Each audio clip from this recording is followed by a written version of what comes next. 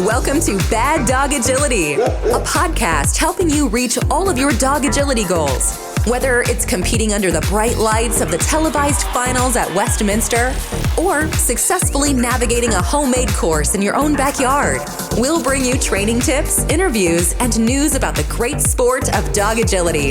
Are you ready? I'm ready. I'm ready. I'm ready. The show starts with your hosts, Jennifer, Esteban, and Sarah. Welcome to the podcast. I'm Sarah, and this is episode 330. Today's podcast is brought to you by hititboard.com and the new Teeter Teach It, an easy-to-use tool that controls the amount of tip on your teeter so you can introduce motion to your dog in a gradual way. Go to hititboard.com for the new Teeter Teach It and other training tools and toys. Use discount code BDA10 to get 10% off your order. That's hititboard.com. Today's podcast is also brought to you by our very own Bad Dog Agility AKC Nationals prep course. If you are going to the AKC Nationals in March this year, you absolutely need to register for this course. Every year, we have our participants making it to the Challengers round and finals in their height class. In fact, we usually have at least one prep course participant in every single height class in both regular and preferred. In this course, we take a look at last year's event, go through all 5 maps so that you get a sense for the kinds of challenges that appear at a national level event. We then make small space exercises based on the 6 judges for the upcoming National Agility Championship, and new this year, we're going to have judge scouting reports for all 6 judges where we take you through some of the patterns and trends that we saw from that particular judge. This course offers both audit and working spots. So if you want a working spot, you will get feedback on your videos from the Bad Dog Agility team, myself, Esteban, and Jennifer Crank. If you're not going to Nationals, this is still a great course because the Nationals judges represent what is currently going on in our sport, especially in AKC agility. So the things that they're going to put in their courses are also the things that you're going to see every weekend at your local trials. This course is only open for registration for a few more days, so go to the show notes at baddogagility.com/330, the number 330, for a link to the Nationals prep course. Today's podcast is a continuation of our discussion about early takeoff. If you have not listened to part 1, you want to start there. You can find that at baddogagility.com/329. And there will also be a link to part 1 in the show notes for this episode. Clean Run put together a focus issues where basically all the articles in the entire issue were all about ETO. It's in 2017. 2017. Gene has an article in there as well. And I'm going to put a link to that because it has a little bit more of the nitty gritty detail about ETO that we've kind of glossed over. But I think that for anybody who wants to look further into it, for anybody who's been told that they have ETO, and they find this podcast, I think it's a very, very good reference. And in there, it'll talk about the vision element of ETO that has been kind of discovered to be a piece of this and what you can do. But the short answer is it's not a simple vision test. You're just because you go to get your CREF, certification does not indicate that your dog is clear from it. It's something that's a little bit more specialized than that. But we do at this point consider it to be a vision issue. Yeah, that Clean Run article is a great resource and typically where I send people. And your point about the surf, I think is an important one because I get that a lot. I'll say to somebody, I think there might be a visual factor. I try to leave it pretty open-ended since we don't have a lot of knowledge. And I'll say, I think there's a visual factor. And they want to come back and, I had a surf and he's clear. And that's just not enough for the level of vision that we're looking for and the depth perception component. Right. I'll take it even a step further. All 3 of my dogs had completely normal surf exams and normal refraction tests. And basically we had complete ophthalmological workups and there was nothing wrong structurally with their eyes. Mm-hmm. But it was clearly vision related because lighting affected it. I did a demonstration video one time where I had my dog get into the back of the car with the lights really bright And then I had her get in the same car with the lights very dim, and you could see the difference. I mean, if it has to be visual, if lighting affects it. Right. But there was nothing structural that they could see in their eyes. And so that's why we talk about more of a perception or how their brain processes the information. Right. It's not. But then there's also the side of that where I know a dog who had PRA, who it showed up as the dog started developing vision deficits. ETO showed up. Obviously, that dog progressed very fast because it had a true structural problem with the eye. Yeah. And I think this is one of the reasons why people get so sad when instructors mention ETO, because it is something that typically shows up a little bit later. Like we're talking like 3 years old, 4 years old, but basically long enough that now you've put a lot of time and effort into this dog. It's not something that you're going to catch when they're 6 months old or 1 year old. And so in some dogs you will. I've definitely seen it super young. Right. But I would say that that's not the common mostly because you're not jumping your dog that young. Right. Yeah. Exactly. But my point here being that you've invested a lot of time, money, energy, and emotion into a dog by the time most of them start to show ETO. Okay. So we have the four of us here. Each of us have run dogs with early takeoff, right? We've all had that heartbreak, that pain. We've each tried a million different training solutions. We've grown up in, we've all been involved with agility almost from the very start, right? So we've gone through the entire history of evolution and training just in techniques. And everything from corrections, like people would correct bars, right? As Gene had mentioned, all the way up to trying to use clickers and treats and positive reinforcement only to help dogs with ETO, to taking them to specialists and getting their eyes checked. People have tried using contact lenses, right, with dogs to affect their vision. And so now I wanted to talk a little bit about what we can offer a person besides information, which I think is probably the biggest thing, right? Mm-hmm. Like, this is what we normally see. These are the possibilities. These are the likely scenarios. These are the things that you should think about. But like, what are some concrete things people can do, especially if they're a little more on the mild to moderate side, where the dog can keep bars up and they're not doing really ugly things, putting themselves at risk, like what I call chesting the bar, when they hit it with their chest, and sometimes you see those bars snap, right? That cannot feel good. And you can see dogs losing confidence and then starting to go around jumps and things like that. So what are some things that we do for people? Yeah. So the very first thing that I usually am going to recommend to people is set point work. So you could just Google set point, and I'm sure I'll find some sort of resource that I can link to in the show notes for set point. But it's essentially just like a one jump drill with a bar that kind of forces the dog into a particular jumping pattern and helps them figure out the appropriate jumping, the takeoff spot. And it's going to have two benefits. One is going to be to try to help them figure out the jumping spot. But the other is that it also builds strength in the rear, which can then help them with the jumping effort overall, especially if they're having to jump a little bit harder because of how they respond to that early takeoff. But the big takeaway that I want to put here for set point, and the point that I make to students when I kind of assign it to them, is set point is not something where you're just going to teach the dog to do it, and now you've taught the dog to do it and you're done. It's more like it's more akin to like going to the gym. Like you, Esteban, if you want to stay in shape, it's not like once I teach you how to do a bench press, you're like, oh yeah, I know how to do bench presses now. I'm done and I never have to do a bench press again. You literally have to go to the gym like every single week and do bench press every single week to, that is the goal there. And so I think of set point like that. It is not something that you are teaching your dog and then you're done. It's not a cure for ETO where you're going to do X number of set points and now your dog jumps great and you're done. Instead, it is something that you are going to work into your routine. And for the more severe the ETO, like for the really severe cases, I will tell them, I want you to do,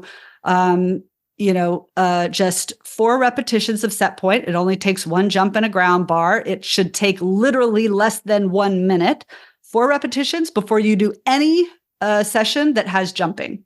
So I want you to, go out, do your 1 minute of set points, and now you can go do the small space exercise. Go do 1 minute of set points, and now you can go to the trial and run your dog. But it literally is something like that. It is part of the everyday routine. Yeah. So our experience with this was basically our miniature Australian Shepherd, and this was something that he actually responded to. So he actually started jumping better, and then was able to, I think, compete at his regular height class a little bit before he moved down to preferred. But at some point, even that was not helping him. Right. He continued to deteriorate, and then it didn't work. And so, of course, having had that experience, right, we said, okay, we saw some improvement here, and we weren't imagining it, right? Right. So then when we had people, our VIP members, once we're teaching online, have issues, it's one of the first things that we'll suggest, right? We kind of throw everything at a person in the kitchen sink. These are all the things you can do. These are all the ways you can manage. These are the changes that you can make to your handling. We'll get to that in a minute. But what I've discovered is that there's a group of dogs that will respond in a very similar way that our Aussie did, right? They will see improvement, right? And for some of the people, it's like almost curative, right? Very rare, but it seems to really fix the problem. And then for other dogs, they just get a small amount of improvement. But One less bar. Right, but there's also a group of dogs where it does nothing, right? They do it and they can't tell any discernible difference. So that's just set point is not some kind of miracle cure. And Correct. I can't guarantee that it's going to help your dog, but it's something to do. The other thing I wanted to talk about was like grid work. I think that's the other common thing that a lot of people do. And I'm more like meh or neutral. I don't have good anecdotes on grid work. Just most people or a lot of people tend to do it thinking that if they can work on certain spacing, and I'm talking about almost like jump shoot work. You know what I'm saying? Like 3 jumps in a row and at different angles. And here I want to get some input from Jean and Jen. Let's start with Jen on her experience with set point or grids, or what kind of jumping exercises or programs that you would recommend to a dog. I think the issue with ETO is not about the physical ability to get over the jump. It's the assessment of where to take off. So when the handler manipulates and controls the takeoff for the dog, you put them on a sit stay at a set point. You put the jumps at a set distance apart where the dog doesn't have to think and they can just bounce down the line. It's going to make the jumping look really pretty because the dog doesn't make the choice. You are forcing them into a certain point. So that's not realistic to a course, right? I mean, you can have 15 feet between 2 jumps and the next jump 21 and the next one 18. And you can't go out there and put them on a stay and say, I need you to take off here. And then for the next one here. So the experience that I've had specifically for ETO dogs is that the set points and the grids where the handler is manipulating it isn't really having a lot of long-term gain. If I put my dog at a sit stay at a set distance, 3 feet from a jump, I'm thinking a Sheltie, a 3 feet before a 16-inch jump with my ETO dog, and I say jump, it's probably going to look pretty jump. It's going to be a pretty arc over the jump because I did their job. But now I run them out of 18 feet away and they have to make the decision. Do I take off 8 feet away, 2 feet away, 5 feet away, 4 feet away? That's what the hard part is. So I don't think it's a bad idea to do some of those. I haven't seen that. Like you guys said, it's worked for some dogs. It hasn't for others. I tend to do a little bit more from the handling side to help them. So my 2 big ones to help dogs, like if somebody said, okay, well, my dog has an issue, but I want to help them. I want to keep running them. I want to help them. What can I do? 2 other suggestions. I do find that doing a higher rate of rear crosses is more successful because now the dog 100%. Only has one visual to focus on, and that's the obstacle. When you're ahead of the dog, especially when you're ahead of the dog running, they now have to focus on the visual of the jump and the visual of the handler. And because the handler is moving at variable distances to the jump, the depth perception is sometimes affected and you'll have issues. So for Presto, I ended up doing most of his career with rear crosses, and it took myself as the variable out. When he was in front of me, the only thing he had to focus on and judge was the jump. And then the other thing, we talked about the slices, shaping to create a slice. I mean, we talked about the dogs that sometimes do it themselves, but I've had handlers who will look at a line and will say, okay, how can we change the line? So kind of, if you can visualize like a start of a course that just goes straight out, jump, and a 90-degree turn. Rather than letting the dog go 1, 2 and turn, you can do a V-set. That's like a terminology where you would actually push the dog off the line a little bit to the left or right so that when they came in over the next jump, they were coming in more in a slice. That terminology came about a lot from trying to tighten up the turn from 2 to 3. But in the case of an ETO dog, if you can create a slice, you can use your handling to help with the slices. And I will also say along that standpoint, some of the Premier, some of the ISC, some of the UKI stuff actually is better for the dogs for 2 reasons. 1, you get a lot of slices. And 2, when you send the dog to a backside, they now are forced to a close takeoff. So my ETO dogs actually always did better in more technical courses than like an AKC open course. Like if you can imagine an AKC open course, it's like every jump is perpendicular, straight on, fast lines. But if I can send to a backside, and Clever did a lot of backsides in her time on the AWC team and doing various events, you send her to the backside, she's now so close to the bar that when she took off, she didn't have that launching. And a lot of the threadle slices or slices over jumps. So we see, I think, in my experience, a fair number of European dogs with ETO, but I don't think people identify it as much because the course design over there is different than what we see here. So I think some shaping to create slices and rear crosses are kind of some things that I often suggest to people to help. Yeah, that's really great. I think another kind of interesting thought process or approach is, I think that a lot of times people will want to do jump work because they're trying to fix the jumping, right? Whereas what we're saying is, if it's truly ETO, you can't fix it. You're going to manage around it, right? But I think that there is a desire to, I've got to do something, so I'll do jump work. But the one side benefit of doing any kind of grid work or jump work, or like, I guess, more formalized jump education, if that wasn't part of how you trained your dog, is kind of a process of elimination, right? Because you, depending on how severe the ETO is, there could be an element of lack of understanding if the dog is younger or whatever. And so by doing some of the grid work, it could be you do grid work and it has no effect, then it is probably more likely to be ETO. If you do like grid work and progressive grids and it gets a lot better, it might not have been ETO to begin with. It might literally be the education of the dog. Well, I want to ask Jean very quickly. So your thoughts on set point, grid work, experience with jumping programs, things like that. I did a whole lot of that and found no real benefit for the dogs. Again, I'm kind of on Sarah's side. It's more, if it helps, a lot of what you're saying might not have been ETO in the first place. I actually felt like grid work specifically wasn't good for 7, especially. Right. I think it made her worry. It made her like, well, oh my God, there's so many jumps and they're all perpendicular.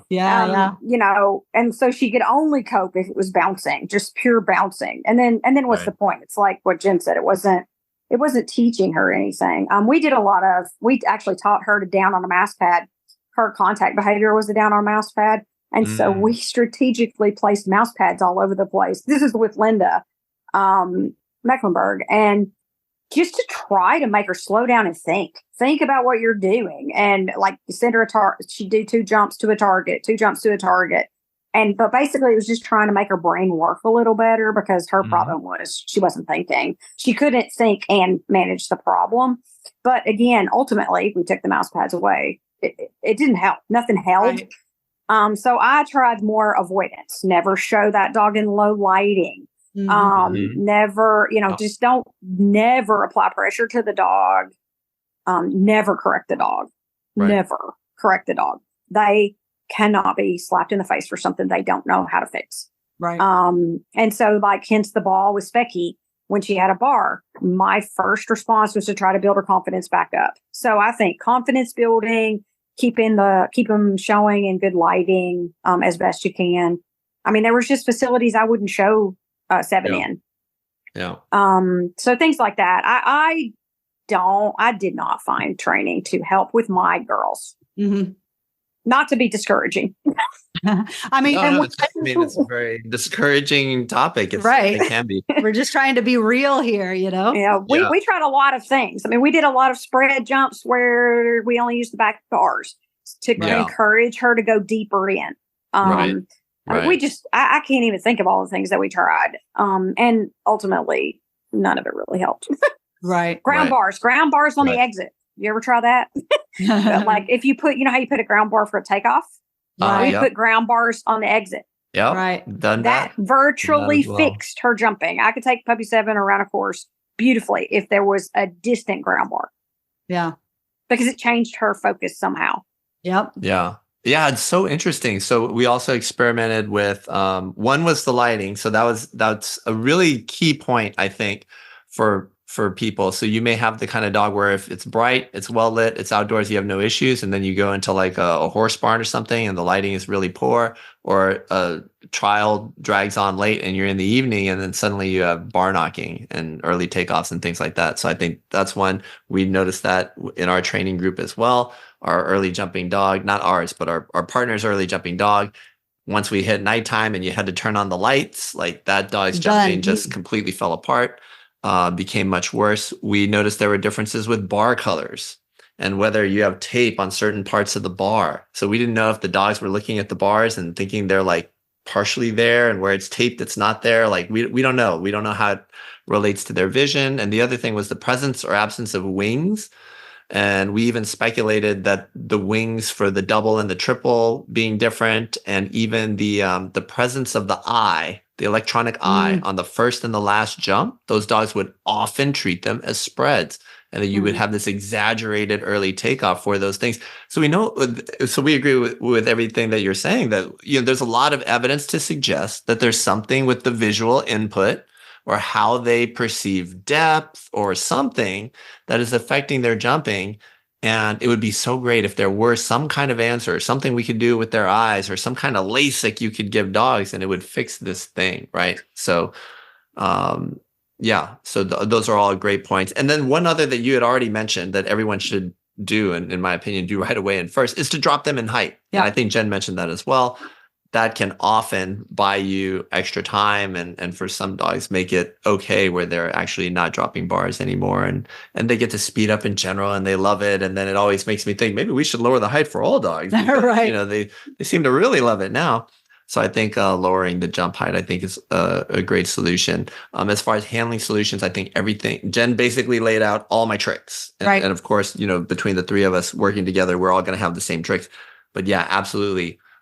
Rear crosses, slicing as much as you can. And I think, speaking to what Jean said, especially in contrast to how we trained 20 years ago, removing the positive punishment, because that's just not what's going on here. And I've never had anyone tell me, oh yeah, that fixed it. Right. So, if it's not working, and it definitely with a large group of dogs makes it much, much worse, and the dogs become very avoidant, it's not something that you should be doing.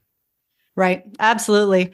And so then the last thing that I want to talk about as we wrap up is how instructors can or should approach this, but also how students should approach this. Because I think that one thing that students who have it, or students talking with other students, because I think as part of this conversation, we need to talk about because one of the articles in that group of articles in that clean run was, should you be pointing out to other people, especially if they're like a beginner, hey, I think your dog might have issues. And at that time, when that article was written, they were like, no, but I feel like we need to take some of the stigma away. So I think it's all kind of related, or you're talking about specific responsibilities of instructors and responsibilities of students. I guess what I wanted to talk about, and we'll see if it covers kind of what you're thinking here. What I wanted to talk about is that I feel like instructors can often be very hesitant to tell a student that they think that their dog has ETO. And I think part of the reason is that I believe that most instructors, because they have seen quite a few dogs, and I know I've talked to Jen about this, and I've talked to several other instructors, most instructors agree that if a dog really has ETO, it's probably not going to go away, and is probably going to get worse. And that's not something that's fun to tell a student, right? To say your dog has a problem, and by the way, I can't fix it, or I can't completely fix it. I can't cure it. And so I think it could be really like instructors don't want to say that, but I also think that students are not conditioned to ever hear that. It's not like they view their instructor as a doctor. Like you go to a doctor and the doctor tells you bad news, you understand that that's part of what the doctor's there for.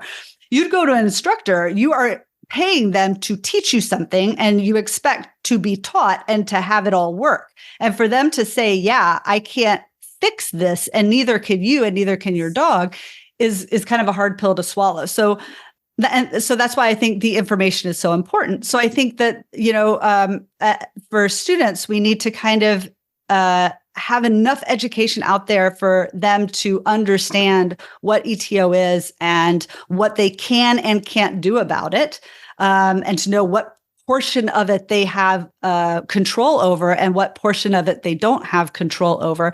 And so I would encourage instructors that if you feel like a dog is showing ETO, to be very honest and upfront with your students. And the reason goes back to the very beginning of this podcast, because if you don't let them clearly know what's happening and why, they will continue to blame either themselves or their dogs for something that is not their fault. And so that's, I think, one of the most important aspects. Now, the other thing from an instructing point of view that I was thinking about or kind of had an epiphany, and I was like, well, also for instructors who teach live, like these jumps happen in a heartbeat. You may have think that looked a little funny, but you can't always replay it exactly in your head. And I was feeling recently like, gosh, I'm telling a lot of different people that their dog has ETO, and I'm the first person that's mentioned it to them. Why is nobody telling them? And then I realized, well, 100% of my viewing of dog agility happens on an iPad. And I can just, when it looks funny, I can just rewind and do it in slow motion. So that's a huge benefit to me. And it kind of made me wonder, Jennifer, for you, having taught so much live, if once you move from live to online, if you kind of had like an explosion of seeing ETO because now you were seeing the videos always in slow motion, always being able to back it up, look at the arc and stuff like that. I don't think for me it changed anything, because you got to remember two big aspects. One, I grew up in Shelties, running Shelties, breeding Shelties, and it is really prevalent in our breed. So ETO has been on my radar since like day one.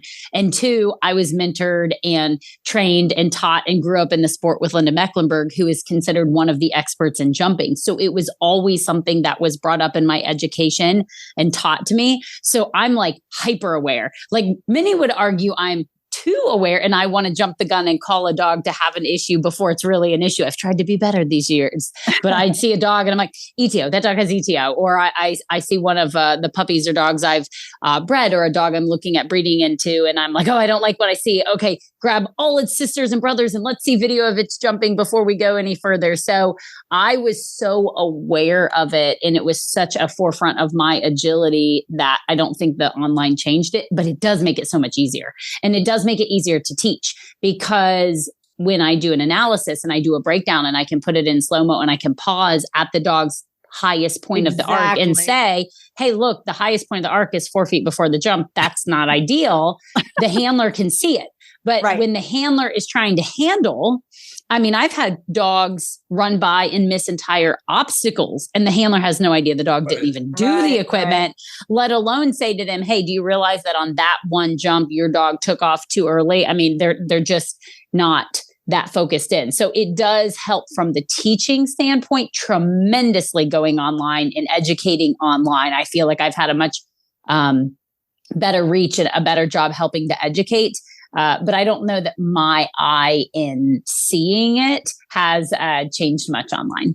All right. Very good. Yeah. So I think that is, great advice for anybody who has concerns. Is you need to use video. If you have any concerns about your dog, you need to be taping your runs. You need to be taping your exercises. You need to be reviewing that.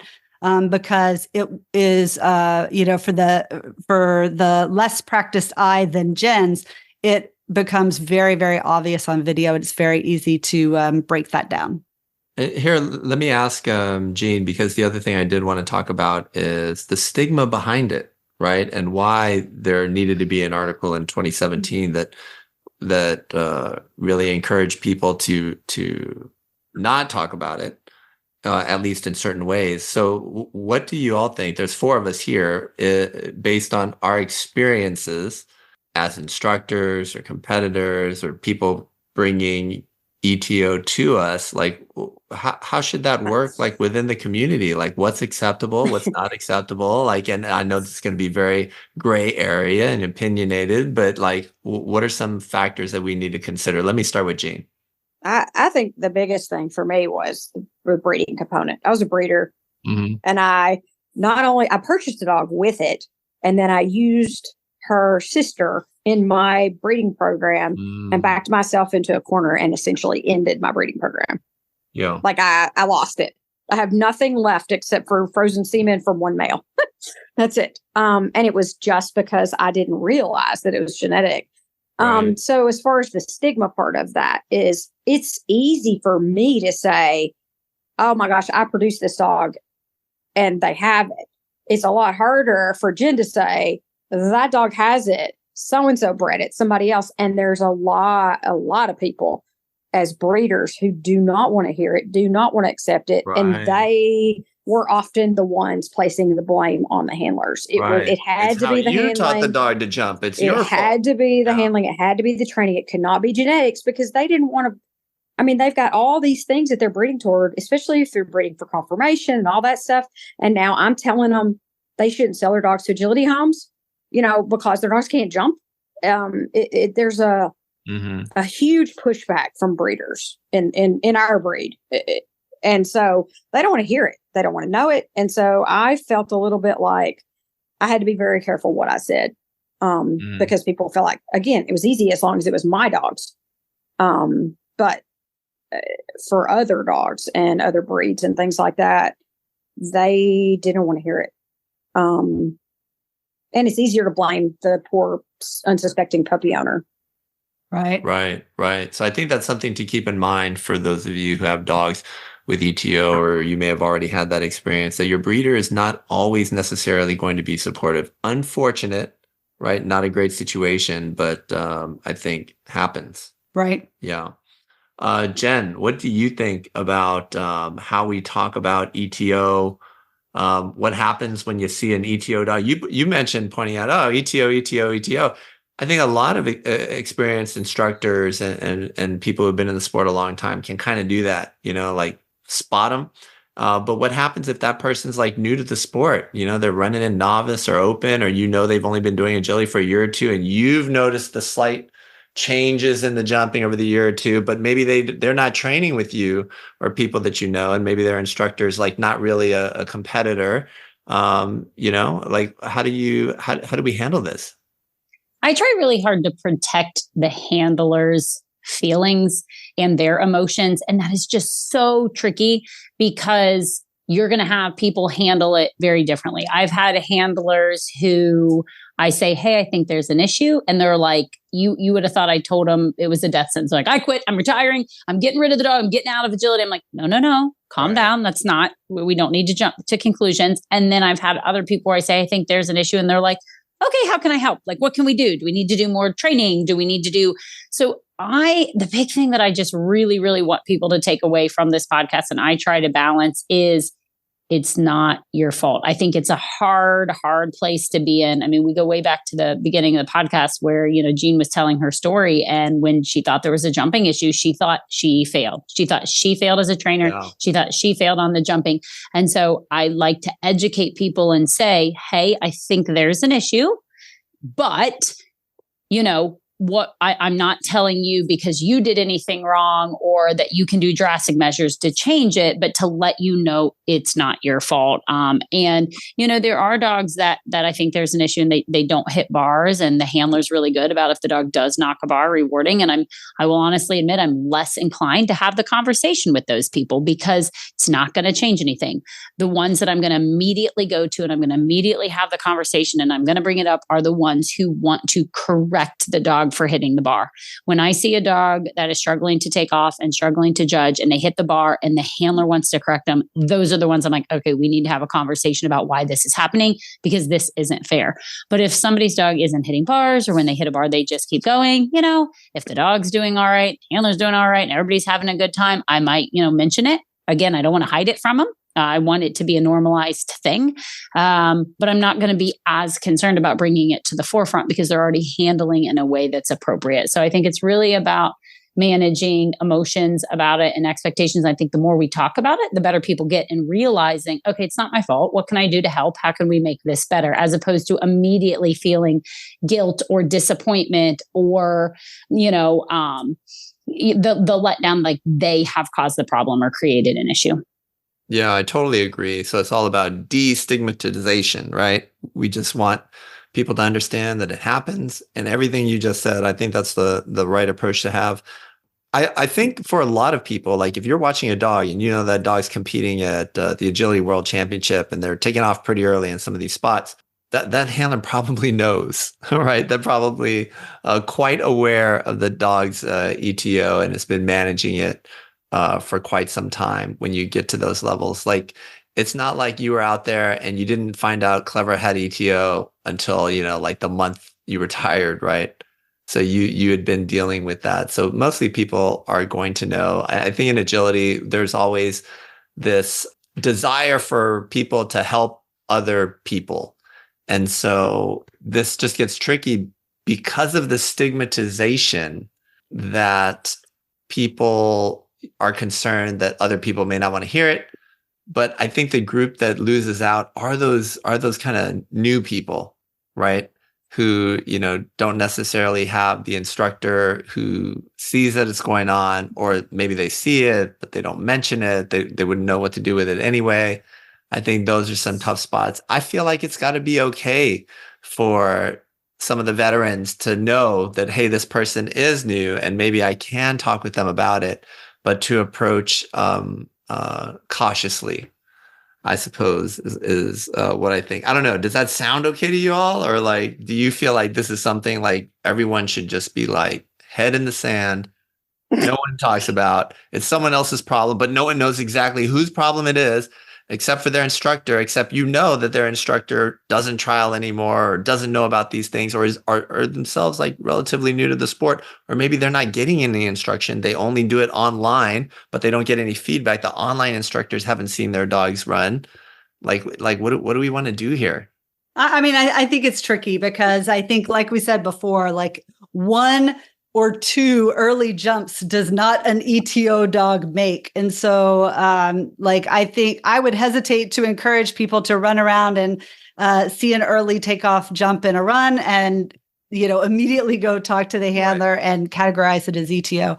I think that the first line of defense needs to be the instructors, and the instructors need to be willing to point out to students when this is happening, even though it's not popular. You might even lose them as a student. Like if they quit the sport, like you have lost them as a student. But I think that it's our responsibility to kind of let them know the trajectory and to set expectations about what they might do with that dog. I think it's an ethical issue. I've talked with people about it, and I'm like, hey, I don't think your dog is really enjoying what's happening here. So I think you need to seriously consider retiring this dog. And I've helped multiple people, make that call. Right. But you have the experience to be able to do it, right? So who has the eye that can really make that determination? Right. Well, then I would come at it from the other perspective then, rather than sitting on this podcast and saying, hey, everybody, let's be very careful of what we say, which I think we should be careful of what we say. But is this, you're listening, your dog has ETO tendencies or has ETO, right? And maybe you're kind of tired of people telling you that. But I think somewhat inoculating yourself against that, right? So if you have one of the dogs who takes off early from time to time, but it's not progressing, nothing's happening with this. This has been an issue for some time. You say, oh, hey, thanks for pointing it out. I appreciate you watching, and it's something that we keep an eye on. or I'm always aware of, and, I'm always keeping an eye on it. Fingers crossed it's not going to get worse, and that's it. You make little, hey, thanks for sharing. And I'm aware of it. And, I keep an eye on it. So I think something along those lines. I think it's different when you have a dog that is like really, really struggling. So like I think of our dog, right? Denver at year 8. I'm just like, oh man, towards the end, the last couple shows, I'm just like, oh, I don't know that I can watch this run. Like he's hitting some of these bars. I really think it's time to call it. And that's me as the co-owner, So I think that's a little bit tougher because we all know people who are going to run their dog when they probably shouldn't. And not just with respect to ETO, with just respect to other injuries or retirement in general, just overall performance, or the dog just being very unhappy about being on course. So I think this can kind of get folded up and included with all of that some people are I think going to be less in tune. And so overall, I think my advice is always to center your dog, put them at the middle, at the center of all your decision making, their enjoyment, their health, their well-being, their welfare. And I think you'll pretty much always make the right decision. Yeah. And I think that's why we want to put out this podcast, is to kind of add to the wealth of information, to have a place that people can send other people to. Instructors can send students to, training partners can refer their friends to when they see something, so that you can just say like, hey, like you could even leave the door open for like being unsure and say, hey, I'm not sure that your dog, is showing ETO, but they're showing some signs. You might want to check out this podcast. You might want to check out this Clean Run article, things like that. One of y'all were about to say something earlier. When you were talking about a decision to retire, I feel like Specky's career is probably the one I handled the best.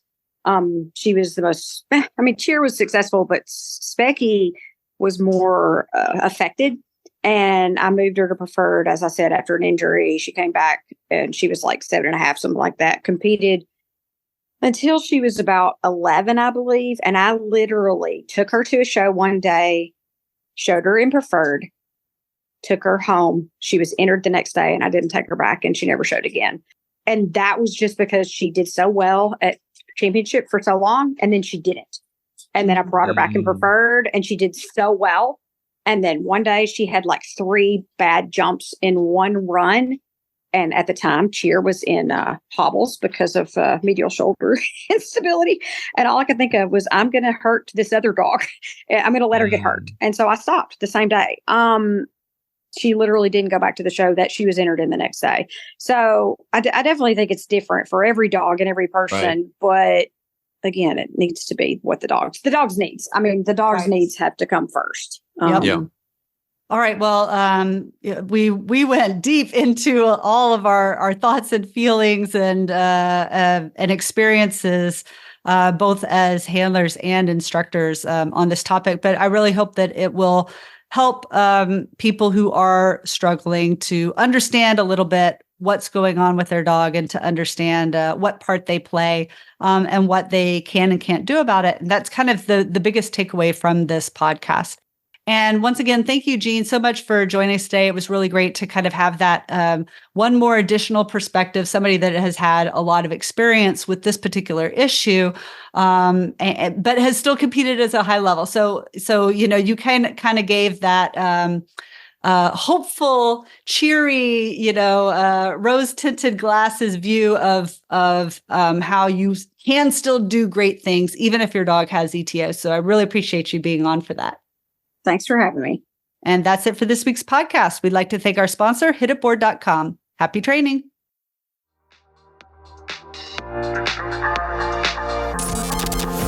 Thank you for listening to Bad Dog Agility.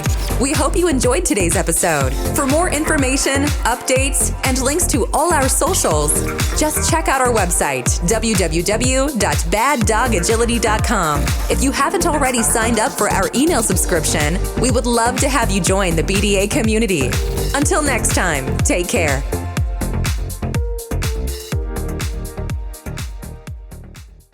I was going to tell a time traveling joke, but you didn't like it.